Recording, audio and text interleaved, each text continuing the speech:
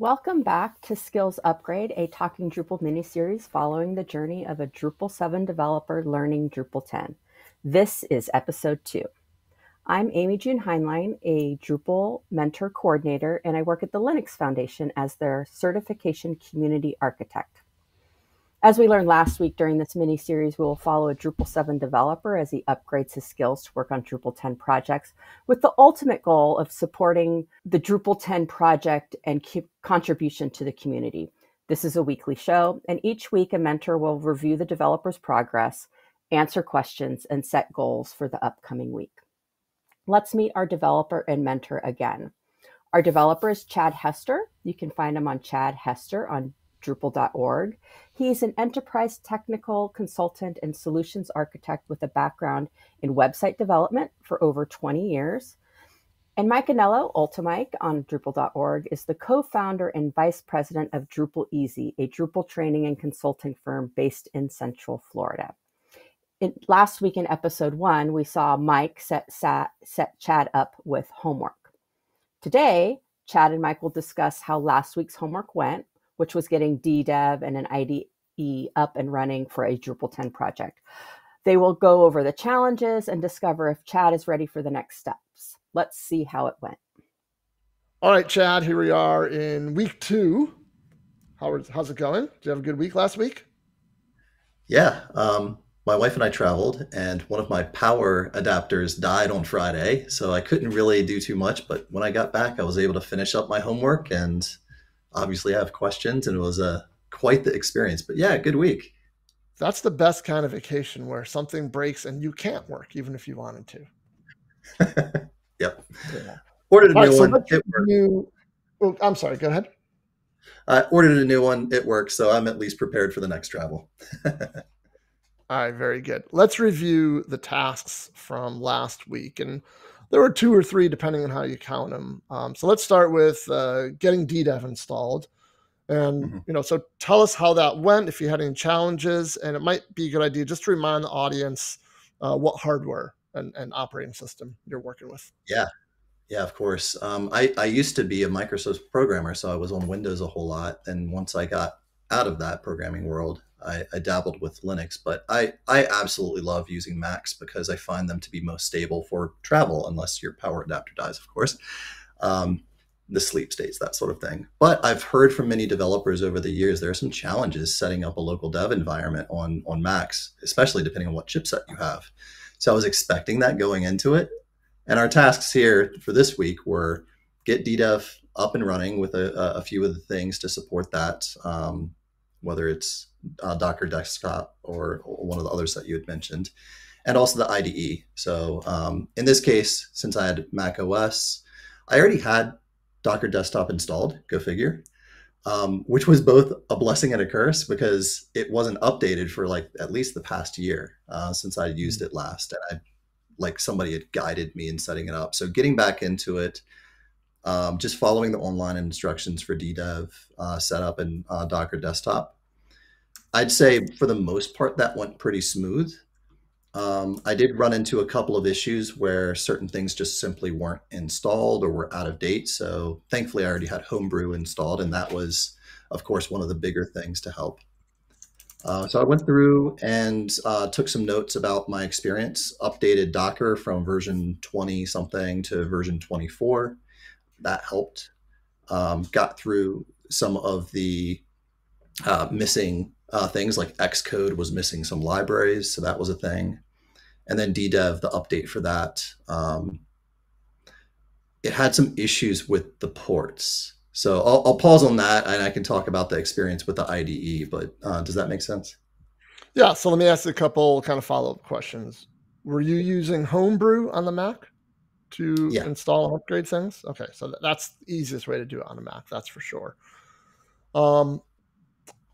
So the port conflicts that you talked about, that could be because it's likely there is something else that's running on your machine that is using those ports. It could be, something running in Docker that you have or some other software.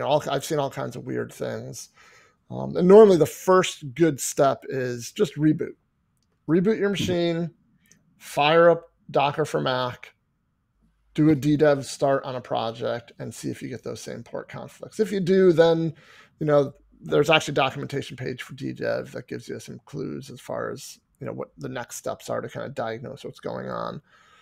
Or the alternative is it's relatively easy in ddev to change ports, which ports ddev is using. So you got that going for you. So I will say, and we'll make this a task for next week. These should be, one of these will be quick. The other one is, we'll call it optional, is from a performance standpoint, I think Docker for Mac is going to be the slowest, right? I think you can get more performance out of your ddev environments if you use anything other than Docker for Mac, to be quite honest with you. But I would just double check that mutagen is enabled in ddev. That's mutegen or muta, mutagen, one of those. And that you'll see a nice performance gain from that. These days it is enabled by default, but I think you mentioned you had an older version of ddev. So I don't know if it's automatically going to enable it when you upgrade. So look into that. And then kind of the optional task, I would say if you have time, it's probably in your best interest to try an alternate to Docker for Mac. I think I mentioned it last week. I would definitely recommend Rancher Desktop. It's all open source. Where Docker for Mac and OrbStack are not necessarily, or they're not, let's just say.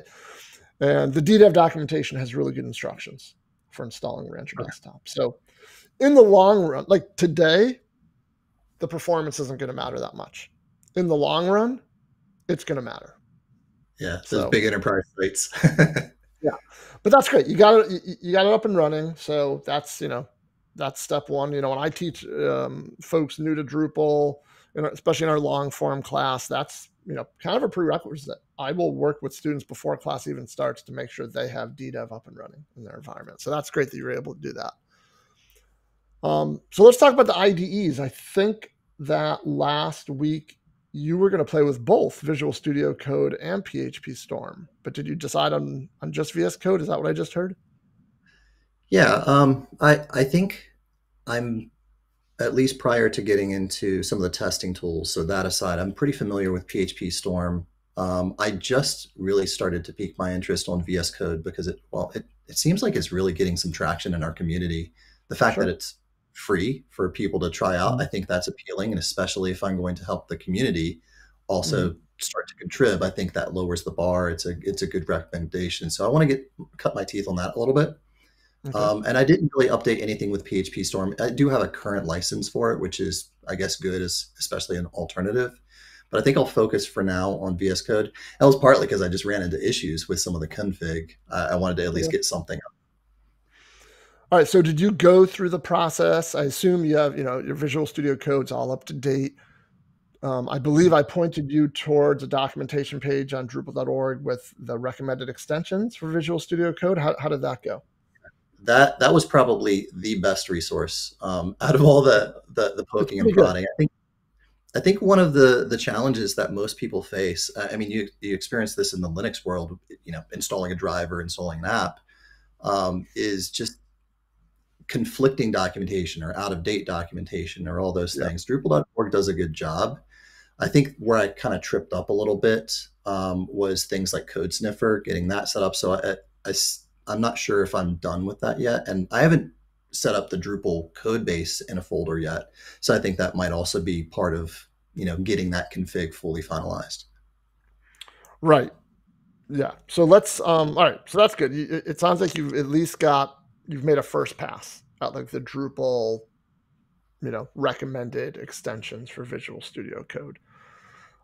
So definitely, if you look forward to this week, task for this week, definitely you want to go ahead and install a fresh copy of Drupal 10.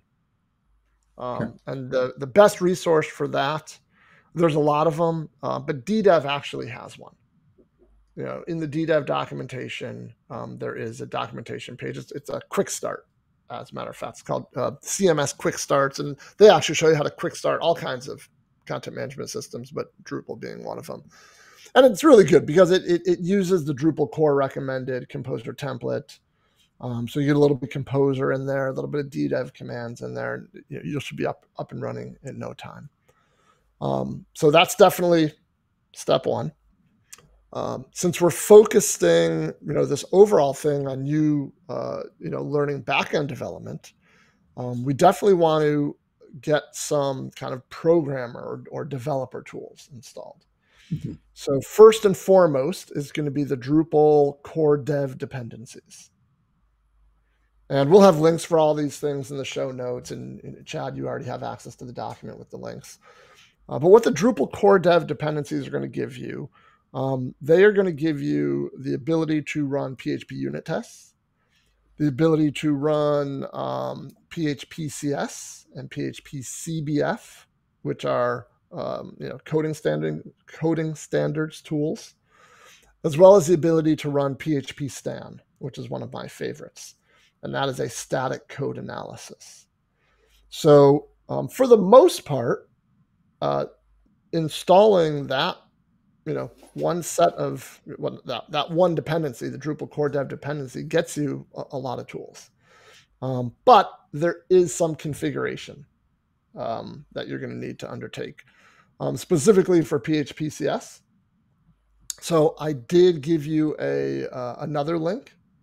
And again, we'll share this with everyone on kind of configuring PHP CS. So you can, and the general idea is you write code, you run PHP CS, and it tells you if it meets or doesn't meet Drupal coding standards. And if it doesn't, it'll give you the line number, and it'll kind of give you a little snippet of, it's indented wrong or something like that.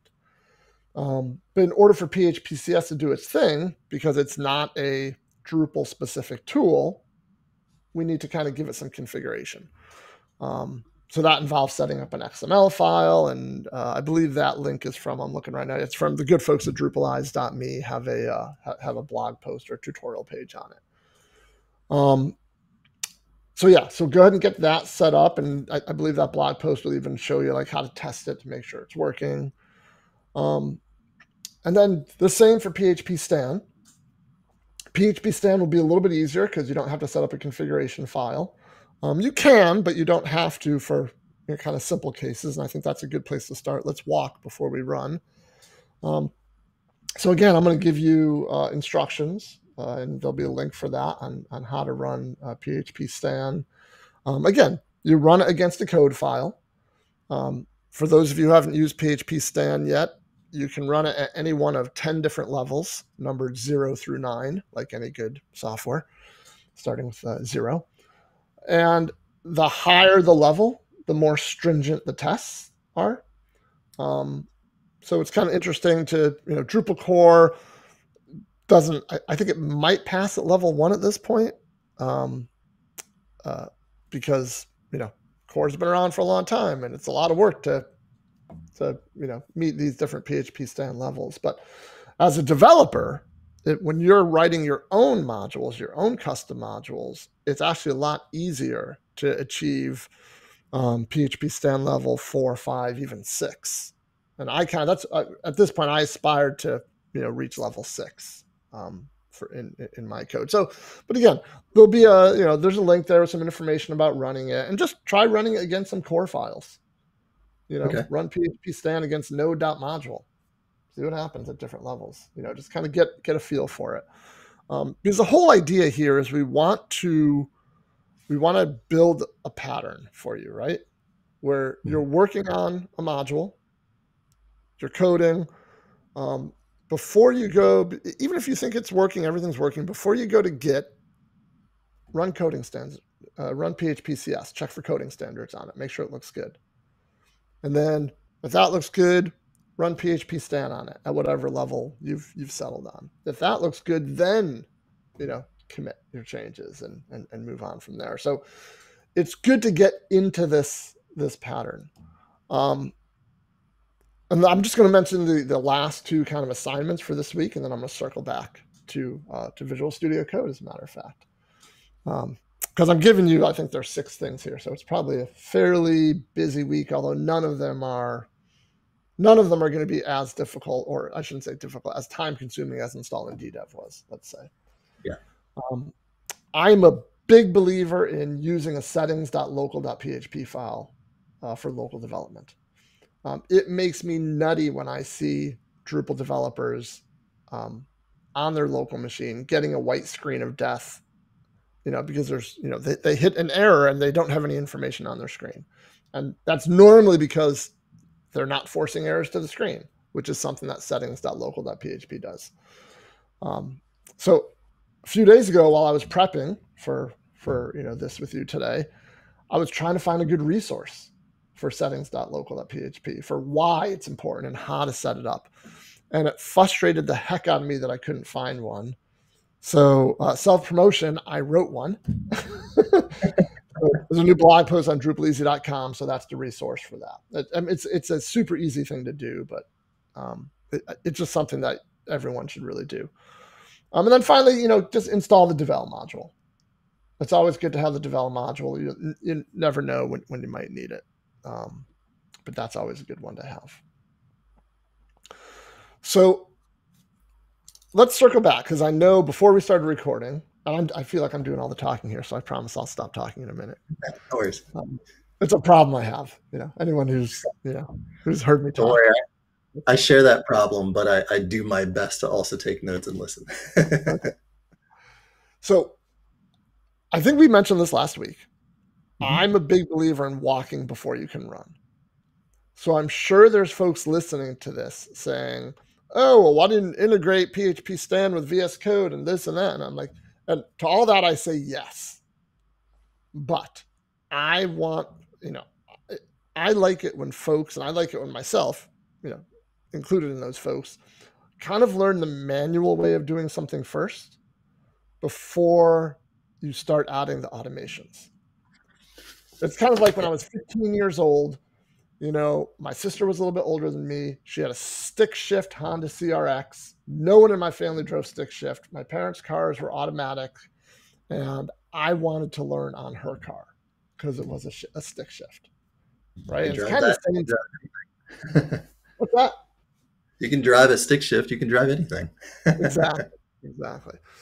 So, one of the things you brought up, before we started recording, and I can see the question in the document here, is like, what is the ideal way to set up macOS development, including Composer, Code Sniffer, and PHP Stand? There's no one answer to that, obviously, right? It really depends on how you like working, because there are definitely folks who prefer to just run everything on the command line. Use as little user interface as possible. And these are the folks who use VI for everything. I can't even talk to those people. They're just unreasonable. I've been there. The keyboard shortcuts are golden, but yeah. There is a way, and it's something I teach, and I think at the appropriate time I'll share the documentation with you so you can see it, to set up VS Code so that PHPCS is constantly running in the background, and PHP Stand is constantly running in the background and populating the problems area in VS Code. And that's actually the way I work. But that's 2 or 3 steps away from, I feel like, where we are. I think it's important for you to understand, and for anyone in your position learning Drupal to understand, how does PHPCS work, right? Mm-hmm. And how does PHP Stand work before we automate everything? So that's kind of where I'm at. So yeah, let me take a breath, and I'll just ask a very open-ended question. How does all of that sound? It sounds like a good plan. I agree about the crawl, walk, run. It makes it less overwhelming, and it lets me just see the next step in a way that I can stay focused. And I think I mentioned this last time. I'm a neurodivergent person. For me, if there's too much to pay attention to, then I can't pay attention to anything. It's a big distraction. And I think many people share that mentality in general. I think in terms of the tooling, I come from the development days where if you want to get a live website, you edit something in a text file, you upload it to a server, and now you've got something live. And it's the simplest workflow. To get started, you just open a file and have a means to upload.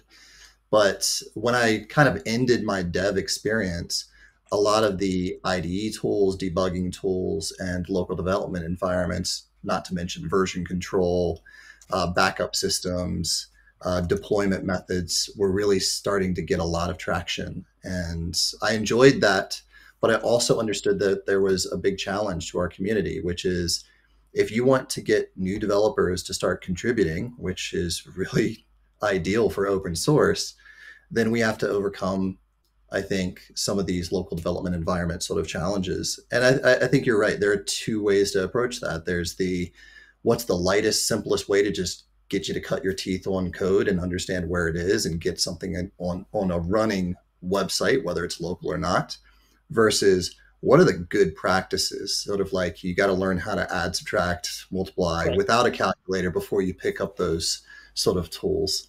And I appreciate that school of thought too, partly because I've been a developer for many years. I have every intention of having the good grammar, so that way I can play nicely in the sandbox with other developers and help be a mentor and a leader for other people over the next few years in that space. I think you're right. Given my objectives with what I'm doing, it makes more sense to kind of walk that path. Um, but if I were to go to me being someone else, for example, if I were to go to DrupalCon and I wanted to be a part of those contrib workshops, I imagine that's one of the biggest obstacles for most people the first time. Just, this is the prerequisite. You got to get your environment set up because otherwise we could spend the whole time just doing that. Yeah, but we have shortcuts now for that. That's good. There's a great tool called DrupalPod that Okay. works I with heard about that. GitPod. Yeah, it's fantastic, and it shortcuts a lot of this stuff. It gives you a development environment in your browser, and it is possible. I mean, you could be a professional Drupal developer and never have a local development environment. I've actually started in things that I write in our curriculum. I don't call them local development environments anymore. I call them personal development environments. Okay. Because there are definitely, there's Acquia Cloud IDE, which, that's everything in a browser. It's a lot like Gitpod. And again, this might be me just being a little bit old school, but if you're going to do this stuff all day, every day, professionally, there's just something about having it locally. And I'm sure there's some whippersnapper who's laughing at me right now, but I don't care yet. Maybe at some point I will care. But and like you said, you hit the nail on the head. It really depends on the learning context, right? If it's a day-long workshop or a contrib day at a Drupal event, that's one learning context. But your learning context, and I think a lot of people in the Drupal sphere, there's a lot more time involved. So let's take the time up front to really nail our development environment, really get our development tools in place. So as we start writing code, we're not scrambling to backfill things. We've already got the tools. Maybe we have some familiarity with them, but we're in a good place just to start gaining momentum and not have to go backwards and backfill. I think that makes sense. And I like your guided approach too, from one other perspective that I can't forget about, which is because there are so many tools, I feel like if I start trying them all, that it's like walking through the mud, and I don't feel like I'm gaining any ground to achieve the goals that I have in front of me. So I think kind of putting it down a specific learning path with specific tools and kind of this opinionated way of doing things is actually good to just get to the point of doing something. I think that's one of the things that makes open source documentation so difficult. Is it?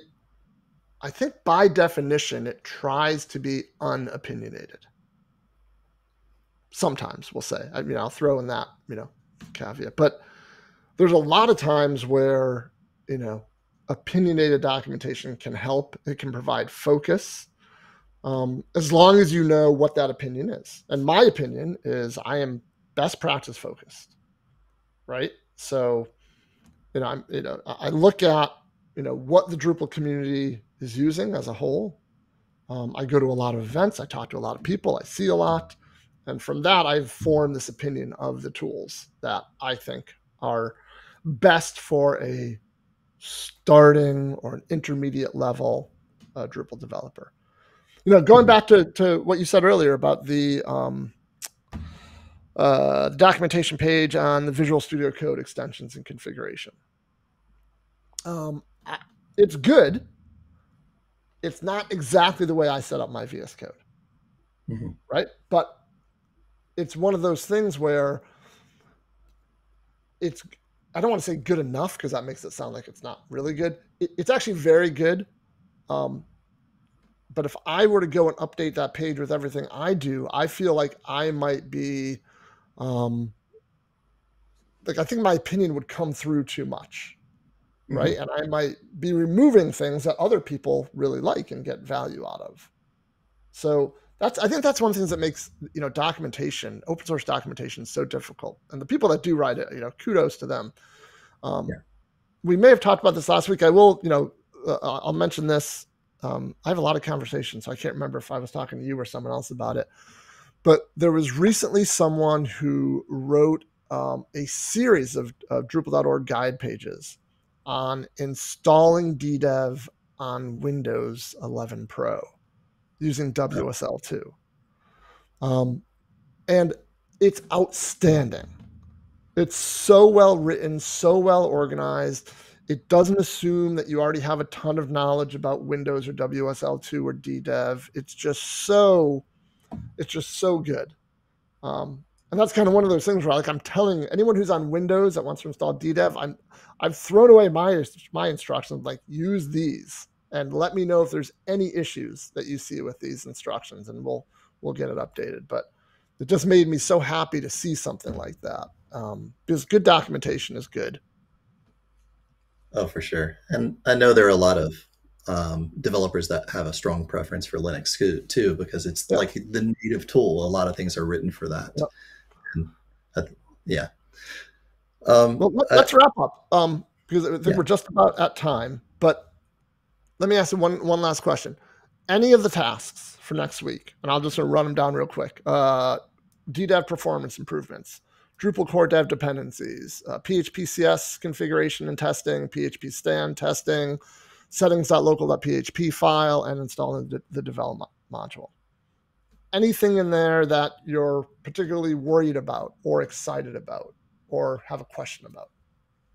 Yeah, I mean, I've used Devel, so that is straightforward enough for me personally. The local setup PHP, I left off using that sort of thing. I was really happy to see that type of thing show up in Drupal when it did.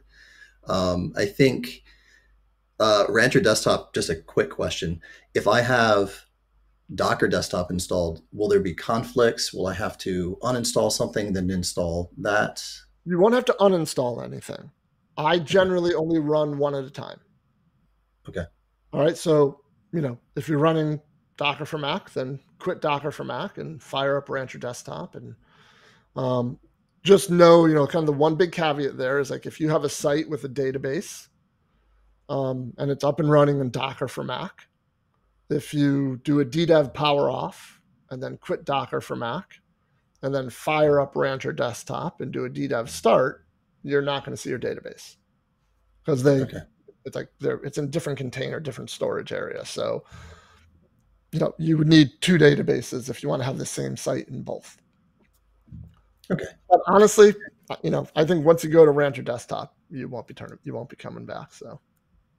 Okay. Yeah, I'll check it out. I generally like user interfaces when I'm trying to be quick. I also like command line if it's straightforward. I can use Git at the command line, no problem. I'm very comfortable with how to use it. But once it's a foreign tool, it's like, shoot, here I go back to the docs to figure it out versus a UI. Rancher Desktop is a lot like Docker for Mac, where there is that user interface, but I never use it. Okay. I start up Rancher Desktop, and then as soon as it's up and running, I close the interface window, and it just it sits there in the background and runs. So it's very similar to Docker Desktop. Docker Desktop for Mac, I should say. I'm guessing for the other tools that you were talking about, once I get Drupal core and the dependencies set up, I did install PHP CS. I don't know if it's configured properly, so I'll take a look at the doc that you have there. But I think once out of curiosity. What's that? You said you installed it? Yeah, because I tried to use the VS Code config for PHP CS, and it wasn't Oh, working. I'm like, you what? installed the extension, the VS Code extension. Okay, so that might be the thing that I'm missing. I did homebrew install PHP code sniffer, and then that at least made it present, but I wasn't sure what next steps to Yeah, do. no, So I I think, wouldn't even. I mean, I would for now go ahead and just disable the PHP what's it, code sniffer and beautifier extension. yeah. We're not going to need that right away. That's kind of the next level that I was mentioning earlier. Like you won't need a PHP stan VS Code extension right now. You won't need to install. I mean, you install it via Homebrew, and that's fine. But you didn't need to do that because literally, when you install Drupal core dev dependencies, you get all that stuff in your Okay. project. It ends up in the vendor directory of your project. So So I you think get that all was the other curiosity I had is when do I have global tools versus project specific local tools? that. Almost never. And maybe that's a little bit opinionated, but I don't think so. I think the best practice these days for professional Drupal developers is everything is project specific. Even Drush, you install Drush per project. Okay, so it's easy And to you know what? update them separately. Yeah, and I'm gonna write that down for a future task. All right. Something we can talk about. Yep, there we go.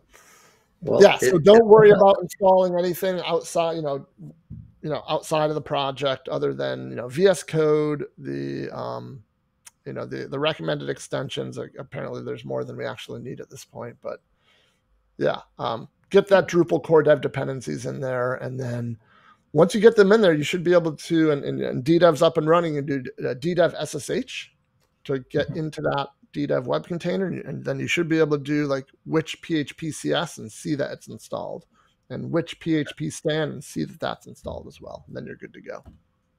yeah, I used that a few times just to see where the paths were for the config. Yeah. So I'll have to do that again once that's local. There is a way, and I've played with it, of installing Drupal Coder, which is a project on Drupal.org. It's not a module; it's just a project. You can install that globally, and I might even still have it installed in my sites directory. The Drupal Coder includes PHP Stan and PHP CS, and then use that kind of globally on your other projects. But the problem with that is, your projects are running in DDev with a particular version of PHP per project. But then your tools, PHP Stan, PHP CS, are running globally, in your case on Mac OS, with potentially a different version of PHP. Okay, so debugging would be a pain. Yeah, or you could get false flags and stuff like that. So that's why it makes a lot of sense just to have everything running in DDev, in that web container, so that it's all using the same version of PHP and everything's kind of on a level playing field. Okay. I think I should be able to cut my teeth on it. And if not, then next week we'll know what challenges I ran into. But fantastic. All right. Well, good luck. Yeah, thank you very much. Appreciate it. We'll talk to you next week. Wow, that was another really great episode. Chad went over some of his challenges with DDev. Chad already had PHP Storm, but is looking to use VS Code, since that seems to be where the community is going. Mike talked a little bit about how learning the manual steps before adding the automation was really helpful when you're a new developer for Drupal 10. And I think that really solidifies the concepts. And with Chad wanting to be a part of the contribution ecosystem, it makes complete sense to learn the steps and be opinionated about the tools. What I really enjoyed was the manner in which Mike explains these tasks. It's very inclusive, it's very straightforward, and dare I use the word easy because it's reductive, but it's really straightforward and easy to follow. He provides some really great documentation. When Mike couldn't find documentation, he wrote a blog article for the Drupal Easy website. And I just absolutely love that. For next week, Mike has tasked Chad with moving away from Docker for Mac, mostly for performance reasons, but his recommendations were to move to open source alternatives. And I'm curious to see what solution Chad will choose. More of the task list for Chad is getting a fresh Drupal 10 site up and running, getting core developer dependencies set up, configuring and testing both PHP CS and PHP Stan, and then integrating a settings.local.php file. For me, I've always found it challenging to get all of the parts moving and working together, especially around contributing back to the Drupal project. And I'm really glad that that aspect of Drupal is in the roadmap for this mini-series. Remember, Skills Upgrade is supported by Talking Drupal and Drupal Easy. You can visit talkingdrupal.com for this episode's show notes and resources. And you can visit drupaleasy.com and register for upcoming intensive Drupal training courses. To learn more about Chad or contact him, his website is chadkhester.com. And Mike Anello's contact information can be found on the Drupal Easy website, drupaleasy.com/contact-us. He is also Ultimike on Mastodon, Threads, and X, as well as Drupal.org and all the Drupal Easy stuff. You can find me on Mastodon and LinkedIn as Volkswagen Chick. And for all of our listeners, the Linux Foundation is offering a discount of 30% off e-learning courses, certifications, and bundles with the code, which is all in uppercase, Drupal24. And that's good till June 5th. Again, you can find all of this information in the episode notes, and we'll see you next week.